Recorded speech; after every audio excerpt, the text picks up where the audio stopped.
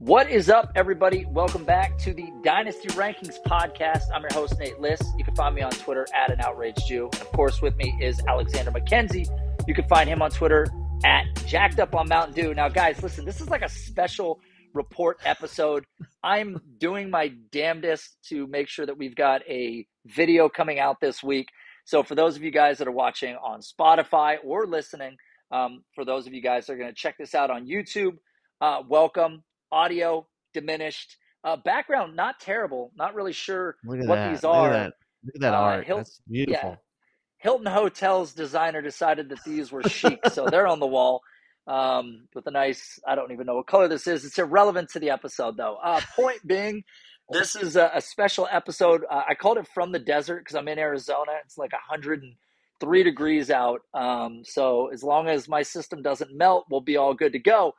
So Alexander and I have been talking. We had some preseason takes coming in. Listen, I'm going to say this right up front. We're not going to be the guys that are going to wait till week 14 to tell you that they wish they would have considered something differently. If we've got some thoughts on something immediately, even if it's 3 weeks in, we're not going to turn the corner super hard and bail on things.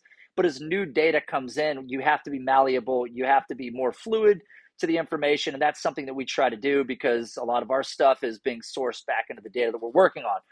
With that being said, this week we really wanted to talk about running backs because with just so many injuries, the obviously unfortunate injury to Nick Chubb the other night, Saquon gets hurt, Eckler is hurt, JT is on the PUP, Kamara's been suspended, J.K. Dobbins tore his Achilles tendon, Antonio Gibson's been shelved, Najee Harris, we've got new information on him. Cam Akers was deactivated. Like, this is the worst of the worst of the worst. And I believe Aaron Jones was hurt as well. Is that right? Yeah, and then Jamal Williams yesterday hurt his hamstring as well. So it's not looking good for the running backs. It's a bloodbath. And people push back on the idea that ownership doesn't want to pay running backs. I know it's the unfortunate reality of the position, but this is exactly it. We're 2 weeks in, and many of these teams don't have the running back that was already under contract. And then, of course, you guys can dig this up if you want to go down the conspiracy hole, but it sounds like they're saying that the NFLPA, did you hear this, was telling players to, like, exaggerate injuries and make these teams really feel the pain, right? Yeah. I mean, union lifestyle, I guess. I don't know. So for what it's worth, we have that at play also. So this week, a couple of weeks ago, Alexander and I had talked about sort of the mentality and theory behind basically using second-round picks, using later-round picks to ship them for running backs on rosters that aren't being valued, obviously, as first-round guys, on guys that are up-and-comers, on guys that have shortened contracts. People in your leagues are aware of this, and they know that the duration of time that these players may exist for is a lot shorter. So we kind of wanted to go through some of the data points that we had. Some of it is specifically around Najee Harris, his size, his production, what's taken place with Jayden Warren, and then also go through some of these guys that are currently not in the forefront of the conversation yet, but might be running backs based on what we've seen already to start this year that could really help you guys give you a boost towards the end of the season. Because if we're already missing this many running backs in week 2, I don't imagine they're going to get healthier as the season goes on. Yeah, no, especially if they're older. We already talked about that in a previous episode. It just exponentially gets worse as the recovery time. It takes a lot longer for those guys to come back.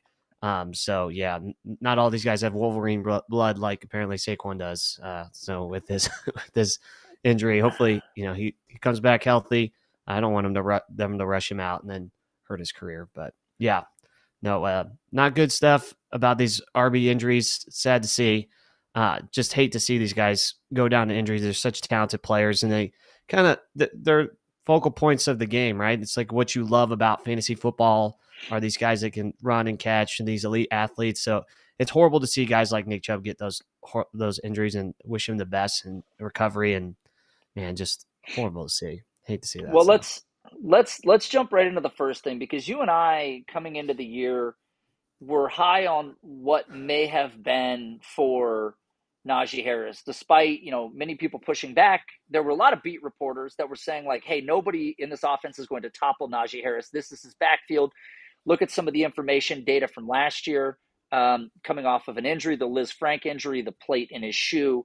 A lot of reason to sort of harken back to early Najee Harris and think, okay, he's still young enough. Could this be in the profile into this year? And based on the ADP and his current price tag at the time, seemed like the upside was 10x what the cost of investment was. But what we've seen through 2 weeks kind of leads me and you to sort of a different theory right now. And we ran some data on bigger running backs with average to mediocre athleticism, and then all the way across the spectrum, and then looked at fantasy points per game historically. Because one of the big theories right now that Alexander and I started talking about the other day while I'm on vacation is how much does being a superior athlete at a much larger size, 220 pounds and above, let's say, for threshold purposes, how much more does it matter? Because I really do think it does. When we think about some of these bigger running backs that lack the athleticism, and maybe especially if they don't have pass catching, they're pretty much out right away. But if they don't have that top tier athleticism, what does that necessarily mean for them? Yeah, I mean, it really, if we went and looked and saw like running backs that were like 220 pounds plus, what their fantasy points output were based on their size, and speed. So looking at Najee, for example, 4.57 guy, kind of throws himself into that 4.5. That 4.57 puts him like in the like average. Sorry, 56 percentile here. I'll 50%. Yeah, keep trade cut. Not keep trade cut. Player profiler. And basically his speed kind of gives him like 13.42 fantasy points per game with average athleticism. And I don't even know if he's even running at that speed at this point. And there's no data, and this is filtered by players with at least 10 points per game. If that speed is gone from the Liz Frank injury, we couldn't find players with at least 10 fantasy point, averaging 10 fantasy points slower than that speed threshold there. And so we kind of looked at it again, like we feel like the happy medium there is looking like those guys that are maybe 210 to 220 at that like relatively fast speed, which is like, the low 4.4s, 4.5s scenario, and give you a 14.47 fantasy points per game. And then those very, very fast guys could potentially, from that 195 to 210, that fast threshold is a 15 point. It looks like, and you could tell there's the game is changing to more of these Aaron Jones, maybe, those kind of guys that the 200 to 210 pound, 195 here we filtered, but it looks like the 15.10, you're averaging a lot more than these bigger backs, even with like fast 40 times for their size. So, yeah, it's pretty evident now. I feel like the game is, again, going more towards a pass-heavy scheme. These guys that are the smaller backs or that have, with fast speed are definitely more coveted in fantasy because they're going to get more targets, right? And especially someone like Najee that's, teetering on the 50% snap share now with Jayden Warren, who, even though his athleticism may state that based on his 40 and stuff that he may not be fast, but it's pretty evident that he's way faster than Najee, and he's way more efficient, especially because he's utilized in the passing game as well. Gives us a lot of cause for concern for players with these comps if they're not going to be used in the role, right? And so it almost feels like the conversation is like, if you're not an elite athlete, you really need to be getting the volume, and the team just believes in that run heavy scheme. If not, and they want to switch to passing, and they kind of relegate you to this particular role of a first and second down grinder, maybe they put you in third down for pass protection, but you're not utilizing the passing game. You're not really being that efficient. And it's, we can see here that Jayden Warren fantasy points for 100 snaps, way higher than Najee. Yeah, and you look at it here, target share more than twice what Najee Harris is seeing right now. Snap share, Najee Harris still has him edged out currently, and I imagine that remains the case because he is the hammer in this backfield. And I know the expectation for a lot of people is that a guy like Jayden Warren is just going to leapfrog him. I don't see that being the case. Like, I think Najee Harris is going to be in the mix no matter what. Now, obviously, at this point in time, it doesn't look like to the degree that I think we had hoped in the beginning. We saw him have a couple of bigger plays yesterday. There was kind of a broken play where he had started going one direction, made it back around. He looked like he was pulling a tractor trailer behind him or something. I mean, he did not look fast. So I think there's concern in all these aspects. But I want to go back to one thing that's really important because this doesn't get discussed enough. Oftentimes we go back to the place where we have 40-yard data or whatever our data points home base is. That data is great the day that it's tested, but even the day that it's tested, there is a standard deviation for that running at that time. Just because that guy ran a 4.55, and I know that's the data that we have to use, on any given day, he could have run slower than that, and he could have run faster than that. The other fact is through injury, through time, they're not running that anymore, right? Like these guys, 7-8 years into the league aren't running a 4.44 anymore, right? Like they've lost a step. That's what happens along the way. So like at some point we have to take a step back and go, okay, accumulated injuries, bad offensive line. This guy probably never had the burst. I don't even think we had that metric in the first place, the sight, or not the burst, but just the shiftiness. Now you're making him do a lot more on his own, and he can break tackles, but there's really no threat in this passing game either. So as a whole, if you go back in time with Najee Harris, really the truth be told, better offensive line, better weapons on the outside, better quarterback, no real competition, no injury for Najee Harris at the time, multiple years younger, right? Like he's coming off the origin of everything. So it doesn't surprise me what we're seeing now. It's just a really unfortunate sort of turn of events with him. And, you know, I could bring up Keep Trade Cut right now just to look at where he's valued on there currently. Najee Harris right now still the RB22, but I believe that we're going to see him sort of continue to fall further just the way things have been. This is obviously like excluding what could happen over the next few weeks. This is excluding any more inefficiencies. This is excluding Jayden Warren having any big games, like all these things. This is excluding yet another injury. All these things could come into play and knock him down further. He was a value coming into the year.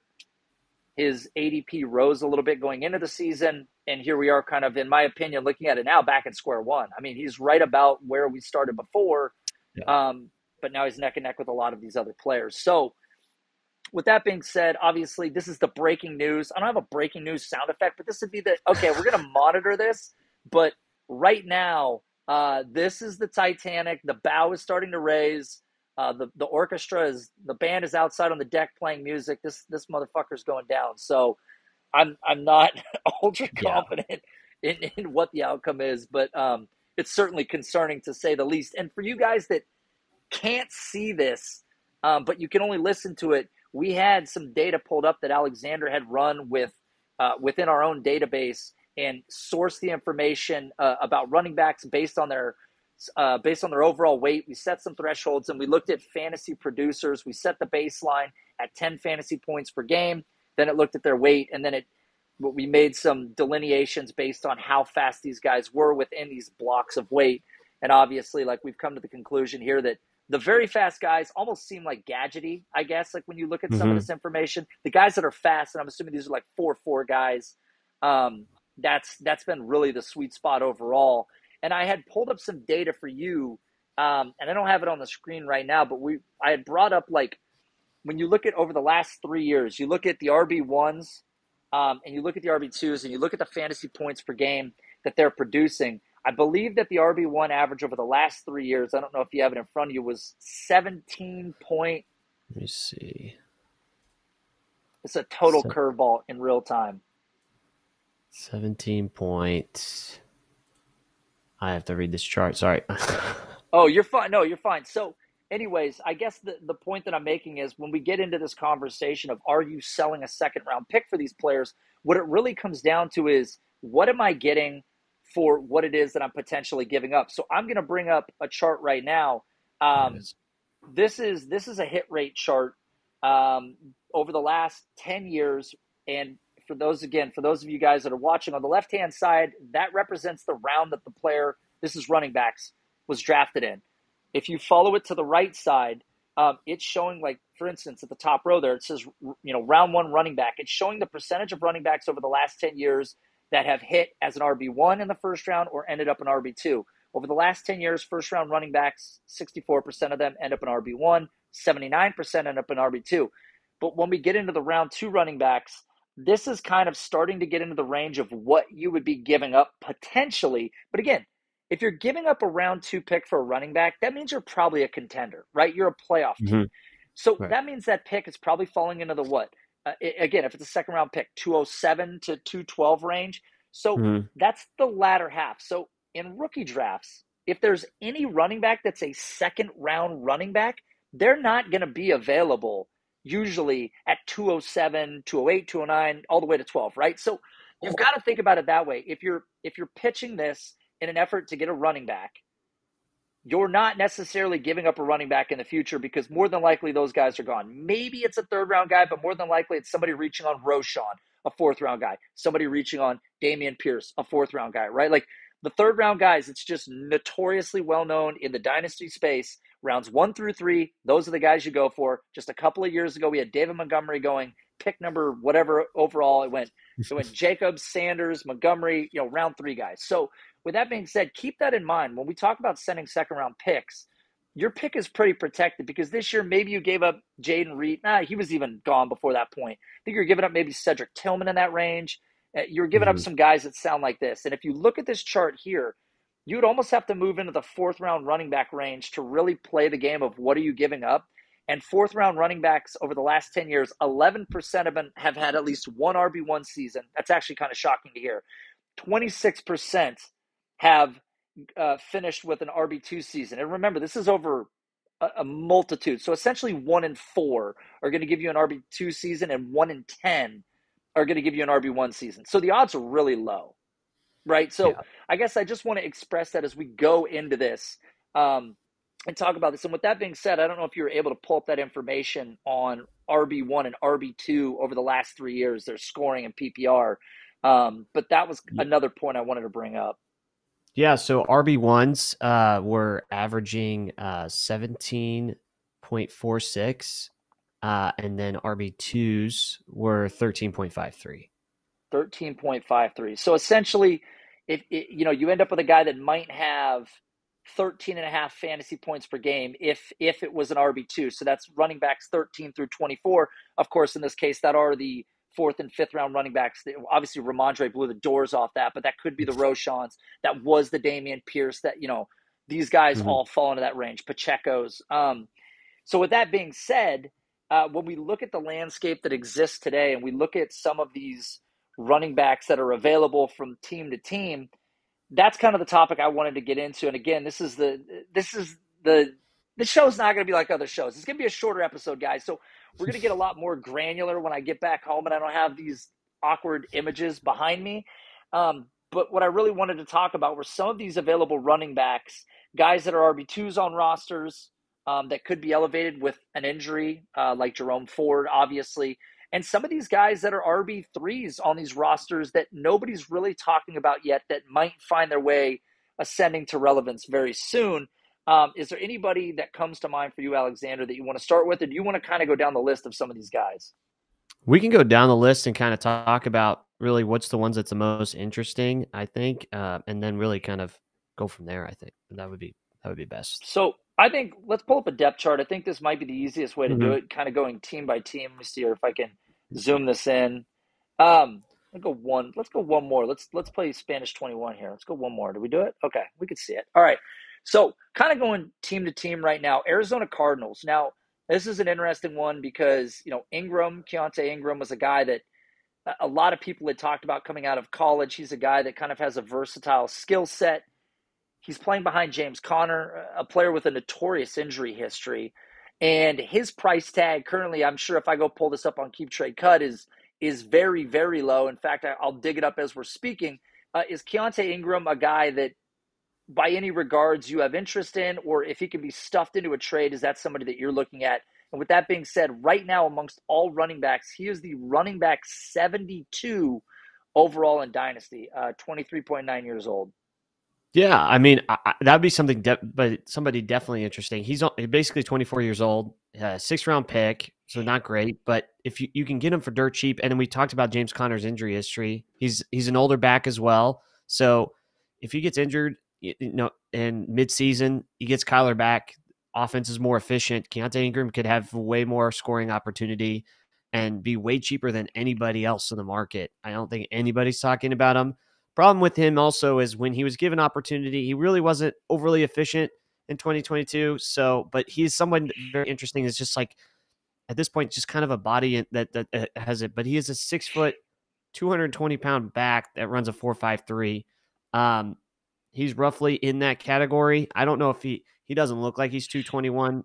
He looks a little smaller, but he's within that size threshold a little bit. If he's smaller than 220 and stuff like that, he's a relatively fast back. On player profile, best comparable to TJ Yeldon.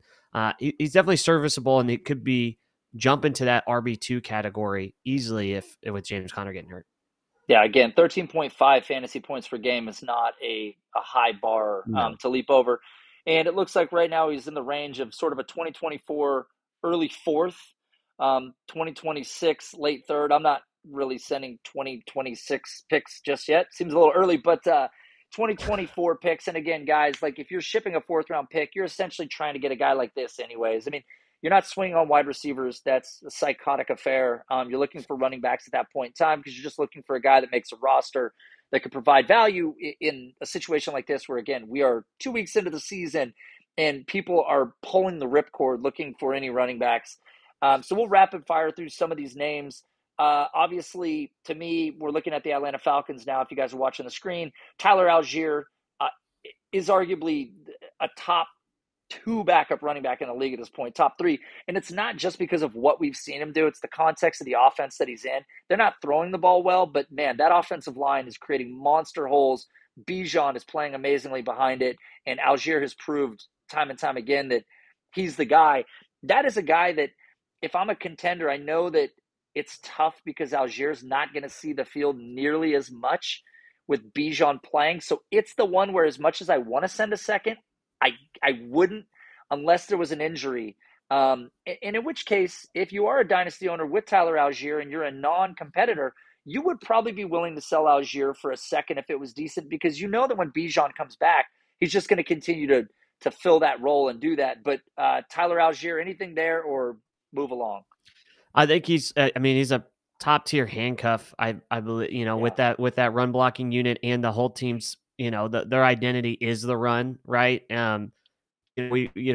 Reference he still has some usage in the offense. Again, it'll be probably varied with the emphasis on using Bijan. Bijan had a 72% snap share in week 2, while Tyler Allgeier had a 44%. It was kind of nearly split. Tyler Allgeier got some red zone carries, obviously, with the 2 touchdowns in week 1. But you could definitely see where he has some potential RB3, RB2 weeks, right? Where, but again, he's a top tier handcuff for sure, because if anything happens to Bijan, which we know running backs, referencing back to that data from our buddy Adam, you go and look at the data suggests that it's like a 10% chance that a running back plays for a 17-game season. So yeah. Who knows if what happens? Maybe he wins you a week. He wins you a week in the playoffs. He's one of those guys that if you're a contender, you could easily roster because obviously if you're a rebuilder, you don't want someone like Tyler Allgeier because he's going to be behind Bijan the entire time. Yeah. Look, I'm going to say it. I've said it before. I gave up a second-round pick on a contender for Gardner Minshew because J.J. Zacharyson wasn't selling him for cheap. But having Gardner Minshew for that 1 week when I was devoid, in this case, Jalen Hurts, won me my week, got back to Hurts, won me a title, or it was Minshew 2 weeks. I can't remember the backstory on it, but essentially got me to the title game, and I ended up winning. And it's like sometimes it sucks to send those picks, but winning titles is everything. You're not going to end up like the Rams in the NFL where you give up all your value and you can't compete for a couple of years, even though they are. But sometimes those seconds are very fungible. And if you're, again, a contender towards the end and he's going to help you win a week, you've got to spend that capital. Going through Baltimore Ravens again, I'm not sure if the Ravens don't do something at some point. Gus Edwards has obviously been a staple in this offense forever. Justice Hill, I think if Justice Hill was really anything of super notoriety, he would have kind of cracked through already. But again, in the context of the NFL that we're in today, all these guys have some level of value. Kind of in a more rapid fire mode. Anything here with Baltimore that we don't already know? No, we already know who Justice Hill and Gus Edwards are. I mean, it's a pretty split. I mean, Justice Hill had a little bit more snaps than Gus, but obviously, I feel like Gus is going to be used way more in the red zone. And it's kind of a split backfield, and they've had these guys before. I know Gus Edwards got hurt, and they went and got another back, but this is another team that could potentially get a veteran back, especially with someone like Cam Akers on the block. Yep. Or maybe my wet dream, they'll go get Antonio Gibson. All right, so Buffalo, again, we're working through the list here. We know what Damian Harris is. James Cook has been playing well in a lead capacity. Latavius Murray behind him. Ty Johnson, the fourth man in line right there. Anybody worth going after that we don't already know about here? No, I mean, again, it's like if you're trying to play the red zone game, it seems like Damian Harris and Latavius Murray are getting split on the red zone carries. James Cook is definitely getting most of the usage, but we saw his snaps go down slightly in week 2. You would want James Cook to get more red zone carries, but I I, I don't know if I really want either one of those guys because you're just really trying to bank on a red zone opportunity where they get the carries. I would Right. rather have James Cook and get out of the backfield. Right. Yeah. I mean, Vulture City there too. Okay. Miles Sanders, Chubba Hubbard, Raheem Blackshear, Carolina Panthers. Obviously, Chubba Hubbard is one of these names that's kind of circled the rim for a while. Not a super expensive asset, has some pop, has proved himself given some opportunity. Miles Sanders never necessarily got it going in Philly. Kind of feel like we may see much of the same in the context of an offense in Carolina that's really not got it going just yet. Is somebody like Chubba Hubbard a name to monitor? I would say so. I think I mean, it's still Miles Sanders' job right now, but they're pretty close in efficiency. Again, Chuba's got a nice profile as a pass catching back. And he looks pretty good in between the tackles so far this year. But yeah, it's one of those things. The problem is I just don't think the offense is going to be really that good. It's just they Yeah. have a very lack of weapons on the outside. With Adam Thielen being the number one and a rookie quarterback. I don't know how efficient this team's going to be. And so I don't know how many trips they're going to be making in the red zone. But if you're trying to chase targets and you're trying to get maybe a backup that could have a lead role, Chubba Hubbard has a good profile. I don't think it's as far off between Miles Sanders and Chubba Hubbard. Right. All right, Chicago. I mean, again, offensive line, quarterback play, offensive play calling. Everything is terrible in this situation. I guess you could say that Justin Fields isn't vulturing opportunity necessarily. He did run one in last week, I think, but Yeah. he's not having very many design runs again. Give us a week, and we'll do a definite Justin Fields video for you guys. But yeah, in this offense, obviously Foreman's been passed by Roschon. We know what Khalil Herbert is. I think we've agreed. We've done enough info on Roschon. That's the guy that we like. He hasn't necessarily broken through just yet, but when he does, I think he'll be much like Dameon Pierce, too expensive to really chase, and possibly knowing that his future is somewhat variable, as fourth round guys in the past have been. Uh, you're going to question if he's worth chasing when he gets to that price tag. At this Mhm. point in time, I don't know if you would send a second for him, but that's kind of where we're at. That's where most people got him. So it'd be essentially a lateral move. Yeah, I think it's a lateral move. If somebody's willing to move off of him, I just don't think anybody's going to move off of him. They've seen the highlights. He's still got a positive rushing EPA. He's the best back in that backfield. I just think I don't know when they're going to figure that out because they got to figure out a lot of other things on the offense. I Yeah. was hoping that Fields it would take a step forward here in this offense, and with the inclusion of more, thought the offensive line would look a lot better. There has been times when the offensive line looks better, and Fields is just making poor decisions. I think Roschon again is somebody if you can target. I just don't think anybody who has him is going to move off of him because they knew that it was a waiting game anyway. Yeah, I agree. Yeah. Behind Joe Mixon, Travion Williams, Chase Brown, Chris Evans. Evans was out last week. Chase Brown came in. Chase Brown saw the only carry behind Joe Mixon. Travion Williams, I believe, saw 2 targets. Chase Brown has a heck of a profile. That would be the one guy, knowing that there's the potential for a Joe. Again, we're not wishing for injuries, but they're going to happen. We've seen plenty of them. To me, Chase Brown is the guy in this backfield. If I was going to chase anybody, has the collegiate target share production, has the athletic profile, has the size, looks like many of the running backs that exist today in the NFL that are thriving. Why wouldn't this be the guy? I agree. And you can get him for super cheap because no one's going to think about, any injury that's going to happen to Joe Mixon.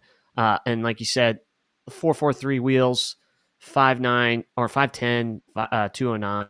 He's a back, relatively big back with speed, and he had that crazy target share. And he was dominant at Illinois. He was like their entire offense. So, Yeah. and you can get him for the price of 2015 or 2015. Yeah. Geez. Yeah. 2023 early third. Yep.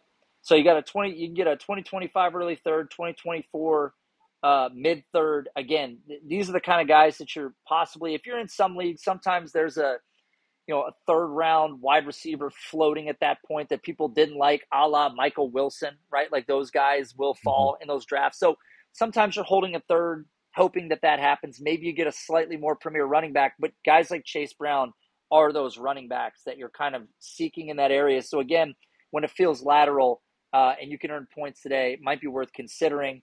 All right, going down the list, again, trying to condense this episode. Obviously, Cleveland Browns, significant injury to Nick Chubb. The other day, Jerome Ford steps in. That's a guy that we had talked about preseason. He was set up to be the backup in Cleveland. They traded for Pierre Strong. Crazy forecasting on that to have gone and acquired him because Pierre Strong does have a pretty amazing athletic profile, ridiculous pass catching abilities. So he's a very dynamic player. I like Jerome Ford. I like what we saw from Jerome Ford. But at this point, is there anything that says either guy's a guarantee? And with that being said, I heard Kareem Hunt, who is apparently doing visits with every team in the NFL, visited the Browns yet again. Yeah, no, I think this is one of those scenarios. Kareem's from Cleveland. He had potential to sign deals with anybody with other teams, and he didn't. I feel like he probably wants to go back to his hometown. So as much as we like Jerome Ford, who's big back with great speed, and it showcased it against that vaunted Steelers defense, who he almost scored that long touchdown. He's got the ability. I just don't know if he gets the opportunity because that team wants to add another back to that backfield.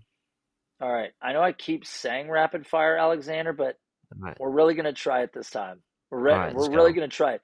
Dallas Cowboys, Tony Pollard, clearly the lead back. Rico Dowdle, Deuce Vaughn, any of these guys, Malik Davis. I guess in less of an injury, but I don't really know what they would do after they lose Tony Pollard. Tony Pollard's getting ridiculous usage. They splash in Rico Dowdle and maybe Deuce Vaughn a little bit, but I don't really know what to do with those guys if they get the opportunity. I feel like it would just be a committee if they lost Pollard. Right, and if Pollard's not gone for the season, he comes back, gets his job back. Denver Broncos, Javonte, Samaje Perine, Jaleel McLaughlin. Anybody?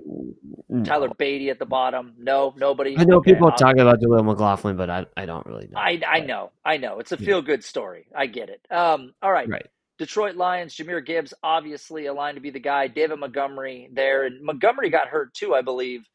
Yeah, he got hurt.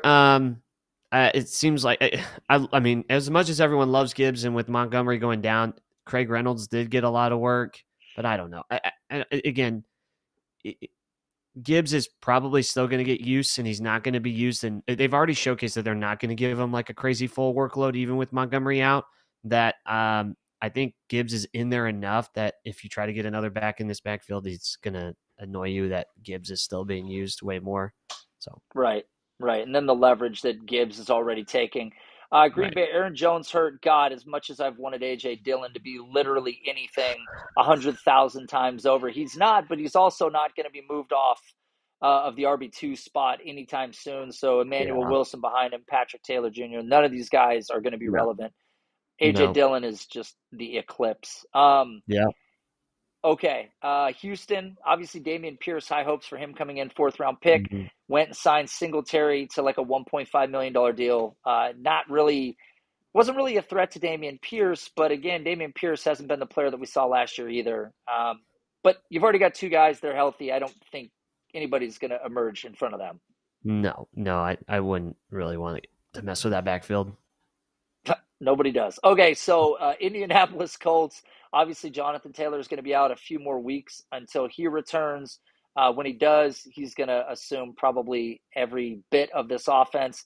Zach Moss doing his thing. Deion Jackson, Evan Hull went to IR. Anybody here worth anything, or is it just, again, it's Jonathan Taylor's backfield until he's no longer a Colt? It's Jonathan Taylor's backfield. I don't really know what to say about Zach Moss. A sub athlete. He's a relatively big back. He may get some usage in favorable situations, but I really don't.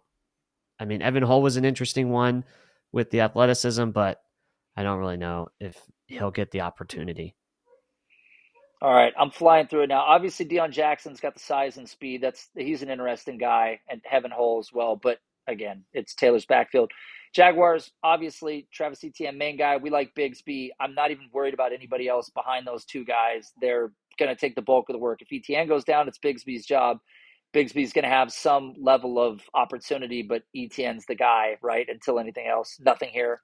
Etienne's a guy. Bigsby's interesting, but somebody's already got Bigsby, and they're holding on just because if Etienne gets hurt, because we are they're not big. Yeah, nothing here. No, No. you're good. Pacheco, McKinnon, CEH, nobody. I know Deneric Prince was a name that he has some athleticism, but I think, again, in the context of this offense, I just don't see it happening.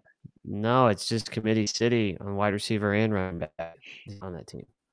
So Chargers, Joshua Kelley, apparently he was the guy to throw all your fab money at. Austin Eckler, because of his role, I mean, he's got limited volume as a rusher on average, but he's a big target guy. Isaiah Spiller, Elijah Dotson's a name that keeps coming up, but again, anybody we're chasing here, I don't know how much value any of these other guys are going to bring to the table if Eckler is still playing. Well, if Eckler's still playing, none of these guys are. I mean, Kelley maybe, because they do like it's been expressed heavily by Eckler that he doesn't want to have a full workload, so Kelley's getting some looks. Elijah Dotson's interesting because he kind of has that the smaller size. He looked pretty explosive. Some of the stuff that he did in preseason, but who knows? This is a very like black box running back, and you're not really sure what you'll get out of him potentially. But that would be someone that I may be interested in. But Isaiah Spiller is just kind of dust. Kyren Williams, obviously, somehow relegated Cam Akers to absolutely nothing. This is the guy you and I have been talking about. I wish we had more time to do this episode, and we'll touch on it more in the future. But right now, in the context of this offense, Kyren Williams as a rental for teams in fantasy, you can't ignore the fact that he's the guy in an offense that's playing really well right now, despite not having Cooper Kupp. Yeah, monster and weighted opportunity we referenced in our last video. He's top 10 in that regard. He's a monster running back, and he's got like a 98% snap share in week 2. He's used everywhere, and he's going to be in. And it seems like this offense has been completely rejuvenated. O-line looks fantastic. I would love to see the numbers on that. I didn't get a chance to look at it, but after talking to you, it looked like they were holding their own against a vaunted 49ers defense. So, and he was still producing 28 fantasy points against San Francisco 49ers. I think at least this year he's a start in all situations. And if you can get him, I wouldn't go higher than the second round. He's one of those guys that could probably be, decimated by the draft. So, but none of these guys behind them really, like, once he goes, I'm not sure really what they would do with that. They would probably add a veteran if they lose it, or they just move on from. Yeah.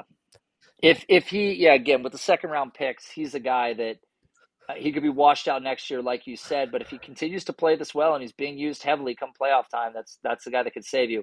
I'm going to go ahead and say on the Raiders, there's literally nobody here. Again, I know the Zamir White thing. You guys can lean into White. White's not a pass catcher. Josh Jacobs hasn't been efficient in this offense yet. So, I don't know exactly what you guys expect from Zamir White. What are up with these pop-ups? Miami Dolphins, Raheem Mostert looking good enough to keep Devon Achane sidelined for the rest of his career. Ahmed, again, Jeff Wilson, IR temporarily. He'll be back, but again, not the burstiest player, but we've seen Mike McDaniel use both these ex-San Francisco players a lot. So anybody here, obviously we like Devon Achane, but you're not going to get him for cheap. Nobody's seen him yet. It's going to cost you at minimum a second. It's probably going to be a high second. Yeah, again, like he's got coveted speed, but again, the size is concerning because he's 180 pounds. So I don't know how much if he's going to have a workhorse role, if he actually gets enough touches to be like such a monster running back in the league. Uh, if I'm trying to target somebody that I need for the season, it would be someone like Jeff Wilson if you can get Yeah. him. But Yep. yeah, that's Yep. it. I agree. Wilson is certainly that guy. Man, a lot of push-up ads going on here. You do Um, more push-ups. and jackets. So Minnesota Vikings, obviously, I don't know there's a lot to necessarily talk about other than the fact that Alexander Mattison is terrible and they can't seem to go away from him. So, this might be the one team where, again, we brought it up. I just don't think that they're going to go and get a guy like Leonard Fournette. Mm-mm. But behind him, we've seen Chandler before Gaskin. Dwayne McBride has obviously been a practice squad guy. He was cut at one point. So Yeah. I don't know.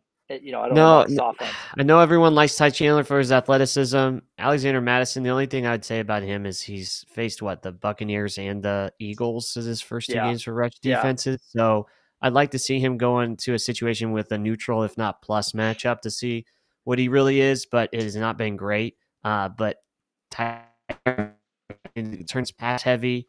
It seems like they want to pass way more than they want to run when they had Dalvin Cook. So yeah, Yeah. I maybe Chandler, but if that's not really with much confidence. There's not much there. Again, okay, Patriots. I think we know everything we need to know. Ramondre, Ezekiel Elliott, Ty Montgomery, Yeah, Dust, Kevin Harris. yeah, Um, yeah. Saints.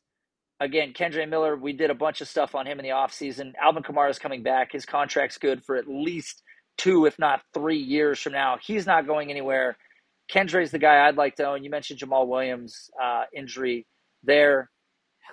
Nothing. I think Kamara is one of those veteran backs. If you're contending, you should Yep. be absolutely request. If you didn't do it earlier, you should do it now. It's just one of those situations. The contract. It's hard for them to get off of him, and especially if he's still pretty. Maybe this offense is way better than it was with Jameis Winston and whoever else they had at quarterback. Andy Dalton. I think Carr elevates that offense. I agree. Second round for Kamara is easy money. New York Giants, Barkley. There's nobody here besides Barkley. If No, Barkley's healthy, no it's one, his offense. Nobody no, else. no one Nobody. else. No. New York Jets. Again, Abanikanda was a guy that I kind of like coming in, but again, Brees Hall, Dalvin Cook, Michael Carter. If you want to throw something at Abanikanda just to have him stashed, but again, this is going to be Brees Hall's offense if he's healthy. Dalvin Cook is here. Michael Carter's Dalvin Cook playing is cooked. ahead. Yeah. Yep. Dalvin Cook is aged for sure. Yeah. Eagles are a mixed bag. If it's not DeAndre Swift, everybody's going to be just leeching one another for playing time It here. has to be DeAndre Swift. I mean, Kenneth Gainwell, maybe whatever if it's just coach speak, then they'll just go with Kenneth Gainwell. And if you can get Kenneth Gainwell, and he retains his lead back.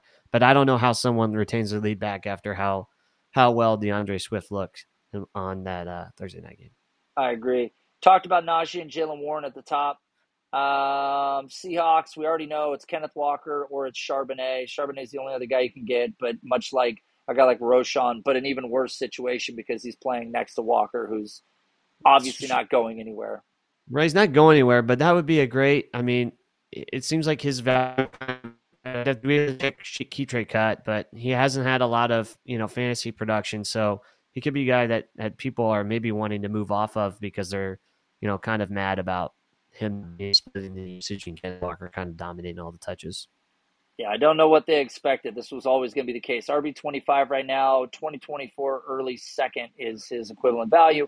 Again, flying through this, I actually like Elijah Mitchell behind Christian McCaffrey. I mean, again, once upon a time, he was the guy. He's very inexpensive. Yet again, McCaffrey does have a fragility to his injury history. This is a guy that I'm not even sure you really have to do the second round thing for because McCaffrey is considered like the guy. We're probably breaching into the third round stuff, but he's the one guy behind McCaffrey. Yeah, I agree. He's got the athleticism, and he's had 1,000-yard season before McCaffrey was there. His health is also a concern, but I mean, if McCaffrey goes through another year, he's just a gladiator. If he goes through another year with like the snap share percentage that he's getting, Yeah. then he's just an alien basically. But if he goes through and he gets hurt, he's one of those guys that you would love to have on your bench and get great fantasy production in Kyle Shanahan offense. Yeah, and I was looking at that earlier just to bring that up. Christian McCaffrey, 92% snap share already throughout the year. All right, just a couple left here. Tampa Bay Buccaneers, obviously, we like Rachaad White. If it's not Rachaad White, it's Sean Tucker. And I know all of you guys keep bringing it up in the YouTube comments. We know who Sean Tucker is. This is not new to us. It's like telling you about the state capital of the state that you live in. All right. And again, he might be a guy we're targeting. I don't think he's going to cost you a ton, but he's going to cost you more than some other places because not everybody is sold on Rachaad White, and they think that there could be a changing of the guards between the two. I think more people believe Rachaad White could lose his job before an injury would be the reason that Sean Tucker could overtake him. But that's certainly on the radar, right? Yeah. I agree. So it's again, but Rachaad White's dominating the touches unless he is horrible. He had a pretty damn good week too. I have a hard time seeing Sean Tucker taking that role anytime soon. 2 teams left. Derrick Henry still one of, again, Alvin Kamara is the top tier for me, as well as you have the veteran running backs that have the production. But again, Derrick Henry, we don't know when this ride's going to end. I believe he's a free agent at the end of this season. But with that being said, assuming he wants to play football, there's a great opportunity that some team out there wants to give him a starting job. And it's hard to say because there's nobody like him through history that he doesn't have something left. He is a guy that's floating in that second round value proposition. And with that being said, Tyjae Spears is probably, with his snap share rising, as much as that team likes him, as explosive as he's been, that's another guy that people can keep an eye on. And if Derrick Henry has some big games, if you're a Tyjae fan, that's kind of your entry into him. Yeah, and he had a 71% snap share. Derrick Henry did in week 2, but week 1 when they had to pass a lot, Pierre had a 4% snap share. So he's going to get targets. I think they still try to get some targets to Henry, but it looks like their passing down back is Spears. So if in those situations where they can't run the ball, they're going to have to pass, I think Tyjae Spears is out there. So he may have some value outside of that. But this is Derrick Henry's backfield until proven otherwise. I swore this was going to be a fast episode. Okay, last team, because I know you're going to want to uncork the bottle on this one. But Brian Robinson, Antonio Gibson, Chris Rodriguez, obviously this team has shown that they've surpassed Antonio Gibson with Brian Robinson. Brian Robinson is getting high-end feature workload right now. Much like Kyren Williams, turn the calendar 1 year. He may not be the starter in this role, but for now, owners that have Brian Robinson that are not contenders or may not look like contenders would probably be willing to move off him. And in the context of the NFL we're watching today, that's a valuable asset. Absolutely. I think Brian Robinson is what we wanted Najee to be. If they're about the same, they're kind of the same athlete, kind of the same size. But Brian Robinson's getting the role that we thought Najee would have. So, and Antonio Gibson, uber athlete, just not getting the role. I guess injury. Hopefully they would give it to Gibson, but I don't think it doesn't feel like they would give him a full role because I just think the fumbles historically and unless they had changed it the entire coaching staff, I think Ron Rivera doesn't fully trust Antonio Gibson with a full workload. And that's why Brian Robinson is getting the snap share that he's getting. I agree. All right. Well, okay. That's it, man. That was it. We flew through it again. Somehow this ended up being a 50-minute episode. It was supposed to be it was supposed to be a special report from the desert, Alexander. It was supposed to only be 30 minutes on the nose. We went 20 over the top. Can't help ourselves. When I get back to my own command station, be able to get back to some real data, we'll jump back into some more of these, you guys. Thanks for listening. Link for the Discord is in the description. Come join us. Hit us up over there. Alexander and I are both there and available. Make sure if you guys enjoyed the content, you hit the like button, hit subscribe. If you guys are listening on Apple, if you're listening on Spotify, it does us a huge benefit if you guys would rate and review the show. So do that while you're there. And of course, dynastyrankings.com. Go there, put in your email. Newsletter will be coming in the future. I leaked this in the past. We have a trade calculator. It's coming. We've seen it. It's in beta right now. We're probably 4 to 5 weeks away from maybe having something tangible that you guys can can play with. And again, this includes the rankings as well. So big things coming to share with the audience of our work. So we will see you guys next week with a much more efficient, better sounding, analytics-based approach to fantasy content. We will see you then.